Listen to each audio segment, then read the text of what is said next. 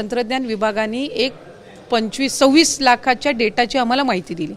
आता एक गोष्ट आपण समजून घेणं आहे की त्यांच्याकडे जितका डेटा आहे तो सगळा त्यांनी दिला। त्याच्यानंतर आम्ही त्याच्या क्रॉस व्हेरिफिकेशनची सुरुवात केली। आता त्या 26 लाखामधले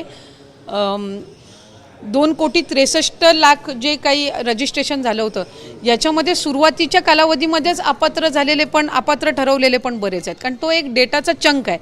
तर त्याच्यातले त्या 26 लाखामधले 26 लाख काही बाद नाही झालेले आहेत। त्याचं आम्ही क्रॉस व्हेरिफिकेशन ती प्रोसिजर आम्ही केलेली आहे।